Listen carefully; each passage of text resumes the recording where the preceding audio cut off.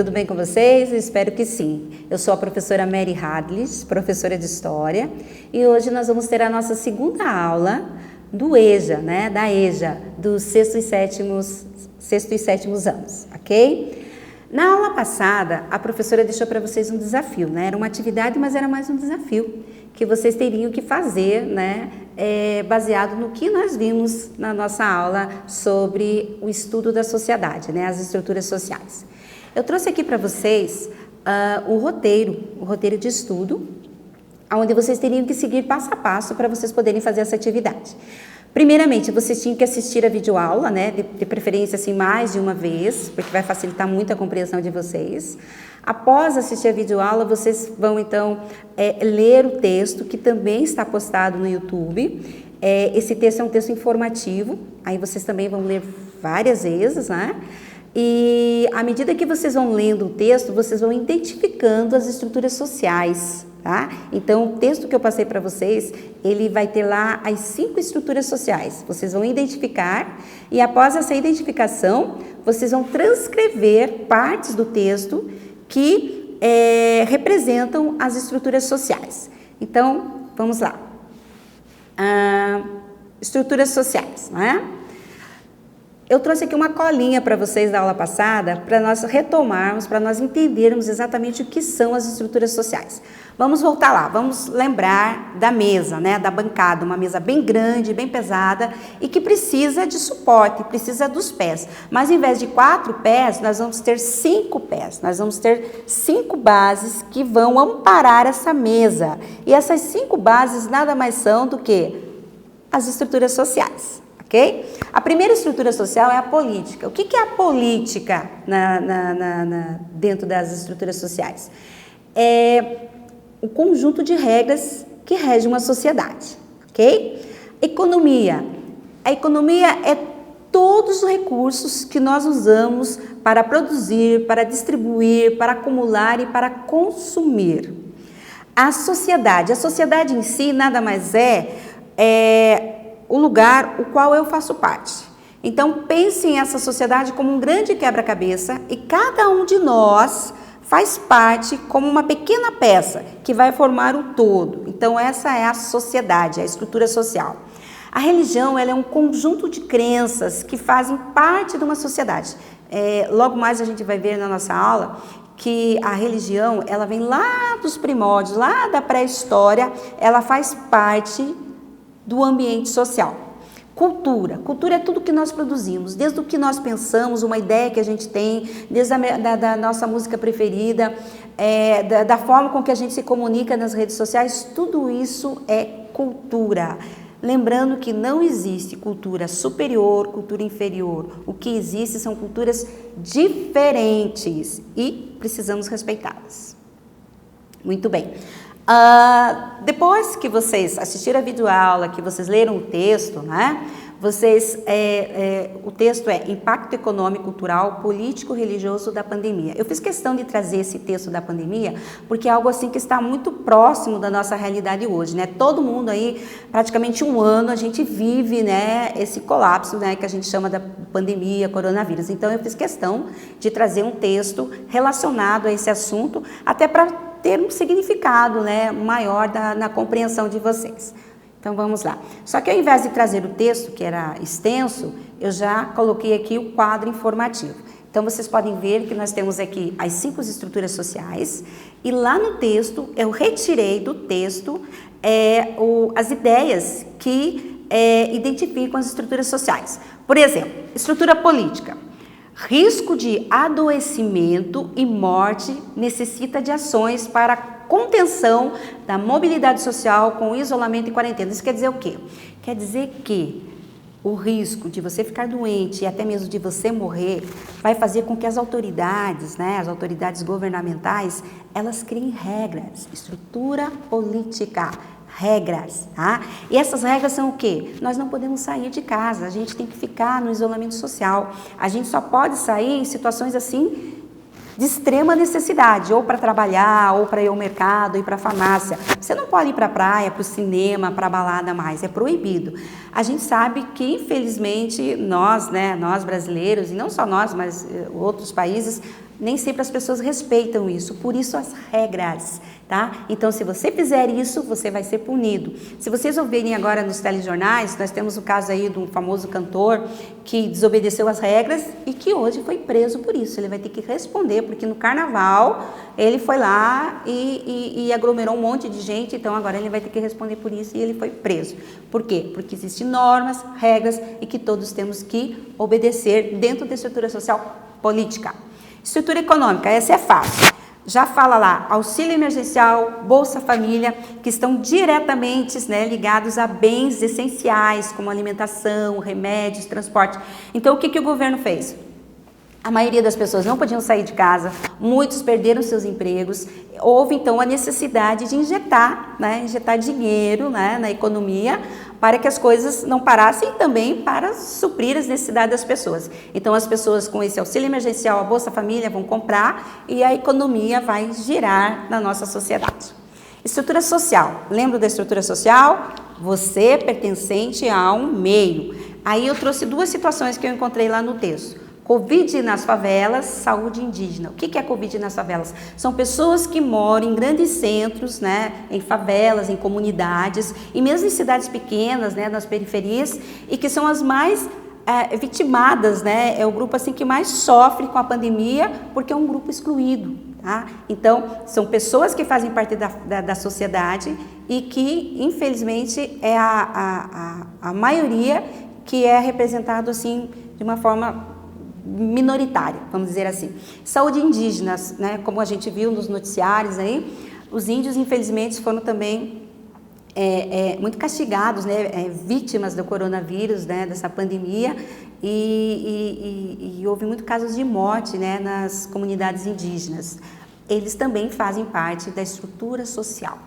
A estrutura religiosa, essa é fácil. Por quê? Porque as instituições religiosas, elas buscam diminuir as angústias, as incertezas, né, que esse momento está trazendo para os fiéis, né?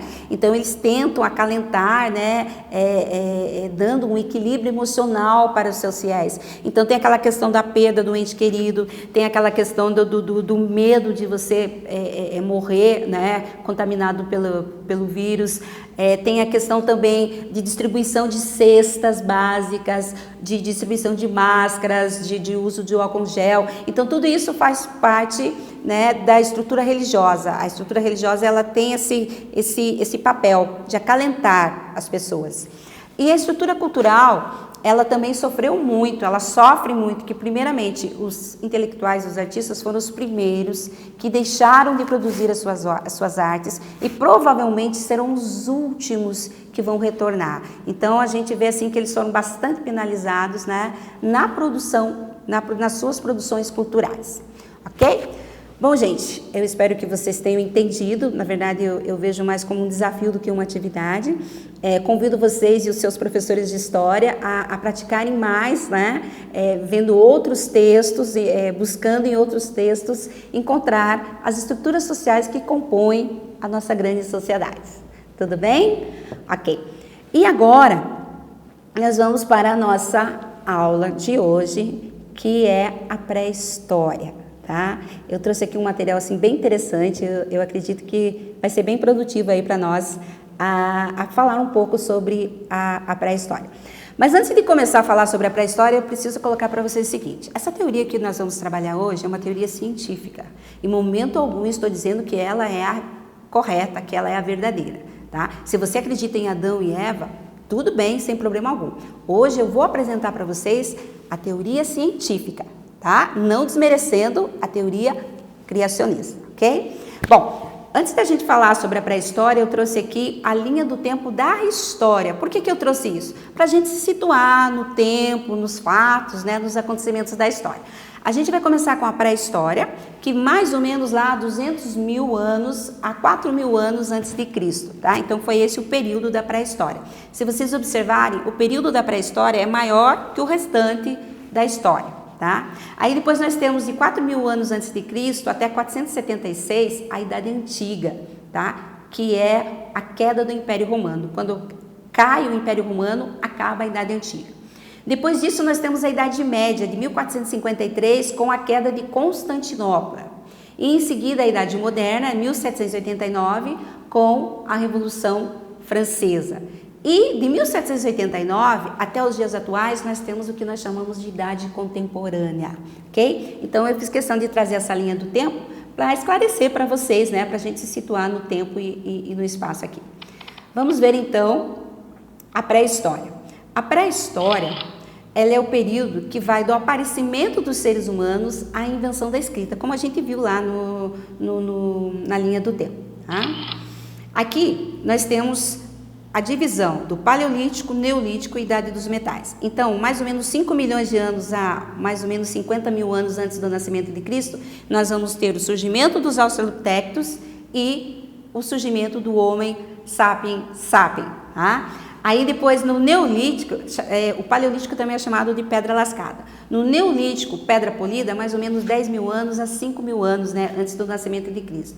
E por último, a Idade dos Metais, que data ali de 5 mil a 4 mil, que é o surgimento da escrita. Pessoal, eu trouxe aqui uma imagem que eu acho que vai ajudar muito vocês. Nós temos um cientista chamado Charles Darwin, que ele coloca a evolução das espécies, tá? Que é a teoria criacionista. Baseado nos estudos de Charles Darwin, a evolução ela acontece através do cérebro desses hominídeos. Nós vamos ter lá o primeiro Australopithecus, que tinha um cérebro muito pequeno, do tamanho de uma ervilha. Isso acontecia o quê? Qual era o resultado disso? Era tão pequeno que ele não conseguia armazenar as informações. Então, ele vivia basicamente por instinto. Ele tinha fome, ele tinha frio, ele tinha medo. Né? Ele vivia por instintos. Ele não conseguia raciocinar, né? Criar estratégias de sobrevivência. Simultaneamente a ele, nós vamos ter o Homo habilis. A palavra já diz habilidade com as mãos. Como o cérebro dele era maior, então ele vai poder explorar mais a natureza e ele vai tirar da natureza, sem muitas modificações, né? Ele vai conseguir então criar instrumentos que vão facilitar a sua sobrevivência. Depois deles nós vamos ter o Erectus. O Erectus, a própria palavra fala. Antes eles usavam a mão e os pés, eles eram quadrúpedes. Agora, para correr dos animais, para fugir, subir em árvores e montanhas, eles vão usar mais as pernas, tá? Então, eles vão ficar ereto, a sua coluna vai ficar reta, por isso é Homo erectus. Ele vai andar mais, ele vai sair do continente africano, vai para a Ásia, vai para a Europa e futuramente ele chega aqui nas Américas.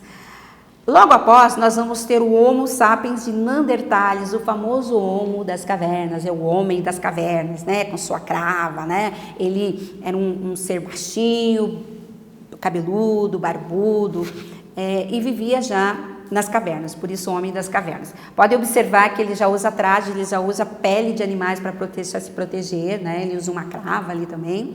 E depois dele, o Homo sapiens sapiens, que vai dar origem a nós, seres humanos. Se vocês observarem o Homo sapiens sapiens, vocês vão ver ele todo vestido, né, já com proteção dos pés, né, com um instrumento, com uma lança assim mais sofisticada que as dos demais. E tudo isso, gente, graças ao tamanho do seu cérebro. Quanto maior, mais informações e maior a sobrevivência. Muito bem. Aqui eu trouxe uma imagem das pedras, as pedras lascadas do período do Paleolítico. No começo da sua trajetória, o homem usou sobretudo pedras, ossos, madeiras para fazer os instrumentos do seu trabalho. Por isso que eles são chamados de Paleolítico, pedra lascada. Observe que são pedras rústicas, que eles vão, né, fazendo atrito entre elas e vão criando de forma bem rudimentar instrumentos que vão ajudar aí no seu dia a dia, no seu cotidiano.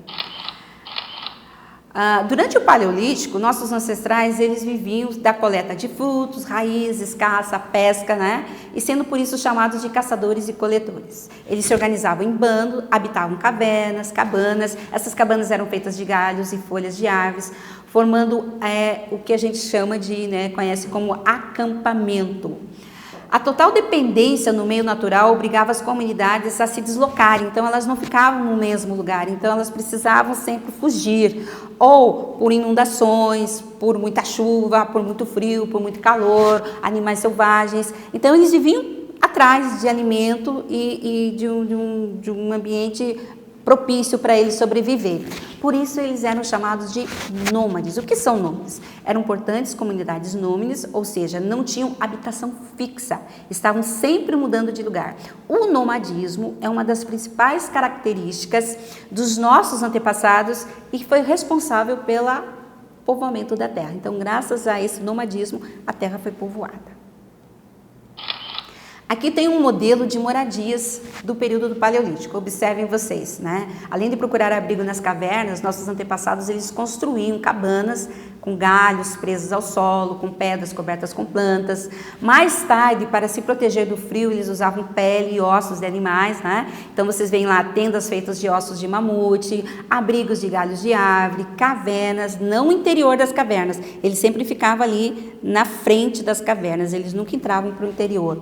E tendas também de peles de animais. Tá? Observem que eles eram bastante criativos.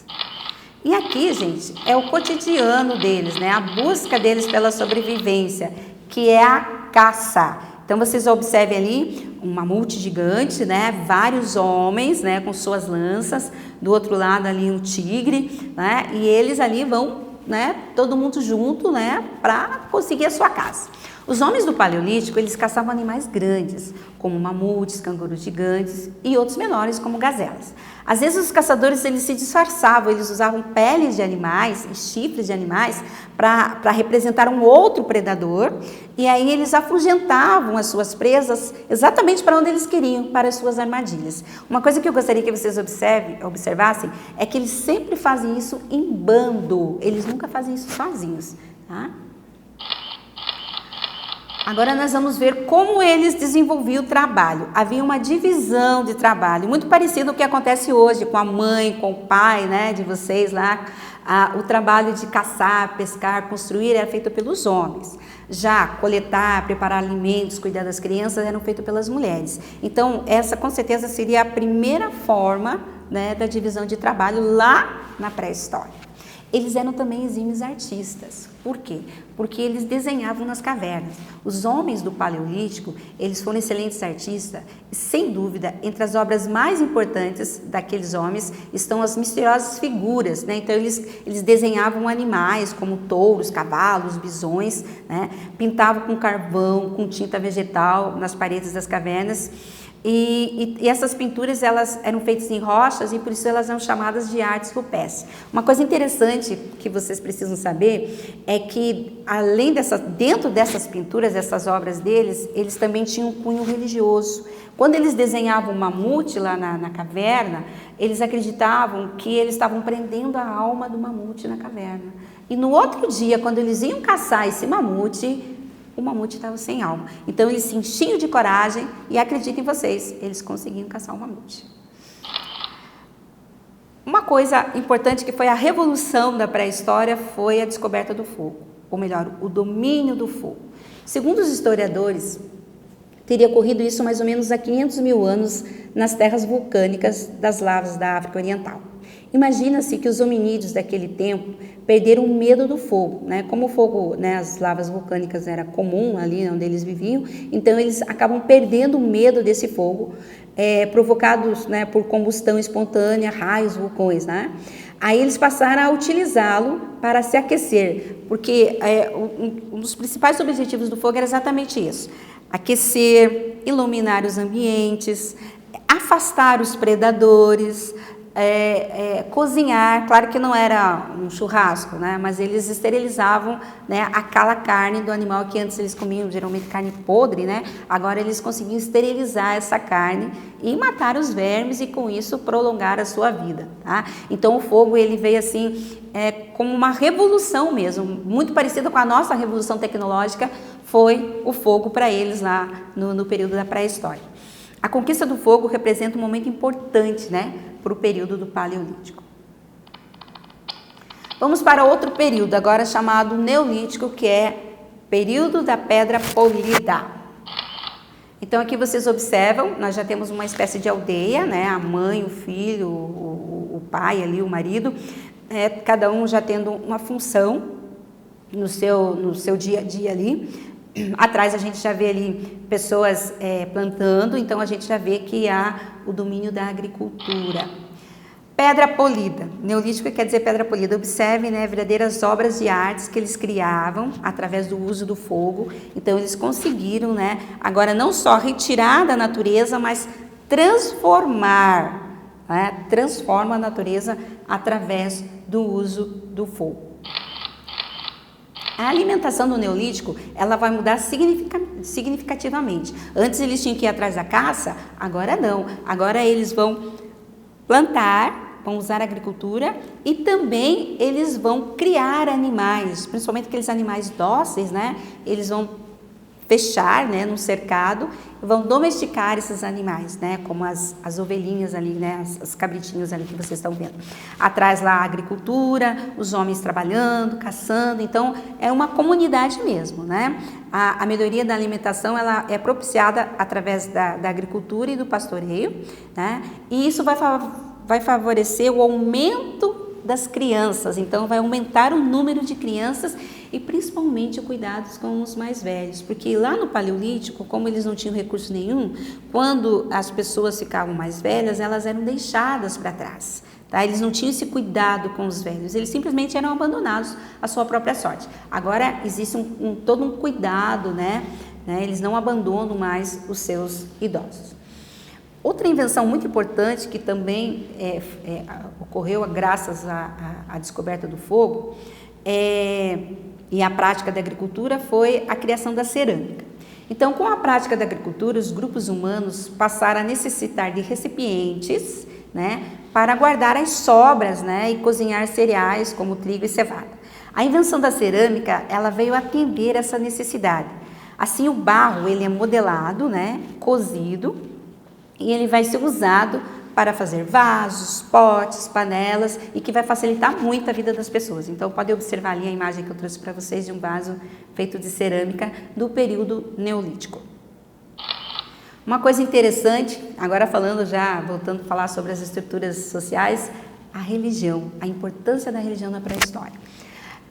Quanto à origem da religião, pode-se imaginar que as cerimônias e os objetos religiosos surgiram como uma tentativa de compreender os fenômenos da natureza. Por exemplo, chovia, tinha trovões, secas, ventanias, eles não entendiam o porquê disso. Então, eles começavam a atribuir isso como força sobrenatural, né, como os deuses, né? E aí eles começaram a explicar dessa forma, né? Para eles não conseguirem entender de uma forma racional, eles usavam o imaginário. Os arqueólogos descobriram alguns monumentos de pedra, como os Stonehenge na Inglaterra e Karnak na França, que são do período Neolítico. Existe a hipótese de que esses monumentos seriam templos onde pessoas faziam cerimônias e também sacrifícios. Esses monumentos existem até hoje. A moradia deles vai sofrer uma sensível mudança. As antigas cabanas feitas com ossos, peles de animais e folhas foram substituídas por moradias de barros, madeira ou pedra. Na foto vemos o interior de uma casa do período Neolítico, né? Ela se encontra em Orkney, na Escócia. Se vocês observarem, é uma pedra sobreposta a outra, claro que sem argamassa, e a gente pode ver até a divisão dos cômodos, né? Que relembra muito as nossas moradias de hoje. Gente, agora nós vamos ver a última idade, né, da idade da pedra, né, da pré-história, que é a idade dos metais, é a última, tá?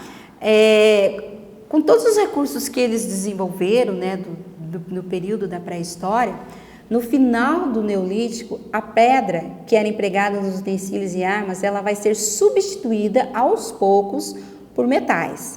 Esses metais eram obtidos com técnicas de fundição que o homem foi desenvolvendo, lembrando com o uso do fogo. Vamos ver como é que isso se dava? O primeiro metal a ser utilizado foi o cobre. Por que o cobre foi utilizado? Porque ele era bastante maleável, né? A princípio, ele era martelado sem aquecimento, porque como ele era bastante maleável, então não havia, né, necessidade do aquecimento. Depois ele passou a ser derretido no fogo e colocado em forma de pedra. Podem observar ali do lado, né? Forma de pedra ou barro para ganhar forma. Mais tarde, né, foi o estanho. E a mistura do cobre e o estanho, né, a mistura desses dois, eles vão chegar ao que nós conhecemos hoje como o bronze, que é um metal bem mais resistente e por isso muito utilizado na fabricação de armas, utensílios para combates, né, como lanças, espadas, escudos, capacetes, ok? E para finalizar a nossa aula, nós vamos falar agora do marco que vai dividir a pré-história, né, que vai, na verdade, vai encerrar a pré-história, que é o aparecimento da escrita. Nessa época, os comerciantes e funcionários do Estado, eles precisavam controlar quantidades de mercadorias e impostos. Eles precisavam calcular os preços, pesos e medidas. Como eles tinham essa necessidade de registrar tudo, eles inventaram alguns sinais e símbolos para representar essas mercadorias e quantidades. Esses sinais deram origem à escrita e à numeração, em um longo e lento processo. Então, não foi da noite para o dia que eles aprenderam a escrever, não, tá? Nessas sociedades, eram poucas as pessoas que sabiam ler e escrever. Alguns funcionários de Estado, reis e sacerdotes. E apenas os filhos desses é que tinham o direito de aprender. O restante da população, que era a maioria, não tinha direito ao conhecimento. Então, a maioria da população nesse período era analfabeta. A invenção da escrita, ela encerra o chamado período da pré-história. E eu trouxe aqui para vocês alguns símbolos que eu achei interessante, né? Então, nós temos ali o primeiro, ele é um desenho dos índios norte-americanos, né, os Chippewas. Eles escreviam, né, em pedaços de madeira, trechos dos hinos que eles cantavam, né? Então, eles memorizavam os cantos sagrados, registrando, né, esculpindo nas madeiras. Logo abaixo, nós vamos ter a escrita fenícia, lá do século XVIII, antes do nascimento de Cristo. A escrita fenícia, ela vai dar origem ao nosso alfabeto. Tá? Então, o alfabeto que nós temos hoje, nós herdamos, né, ele é originado das escritas fenícias. Foi a primeira escrita totalmente fonética. Os sinais simbolizam os sons da fala, né, da fala oral. E repare que com apenas 23 letras, né, nós emitimos sinais, conseguimos escrever tudo o que nós falamos. É muito interessante isso. Aí, mais do lado, nós temos a escrita cuneiforme, que é da Mesopotâmia. A gente vai falar sobre isso na próxima aula. Esses sinais, eles eram escritos com cunha, né? Era uma espécie de cunha, e eles eram gravados em tabuletas de argila, né? Então, pedaços de barro, eles cunhavam ali, por isso que é o nome da escrita, é a escrita cuneiforme. E por último, nós temos os hieroglíficos dos egípcios, né? Que é uma escrita com desenhos que simboliza coisas e ideias. Muito bem, a nossa aula de história foi sobre pré-história. Eu espero que eu tenha esclarecido para vocês, lembrando que provavelmente vocês já estudaram esse assunto antes da pandemia, mas como a gente está nivelando, né, o conhecimento para toda a rede, eu resolvi trazer mais como uma revisão. Eu não vou cobrar de vocês nenhuma atividade, nenhum desafio, porque eu vou usar isso como revisão. Tá? Espero que vocês tenham gostado. Acessem lá o canal do YouTube, assistam as aulas e até a próxima. Um abraço!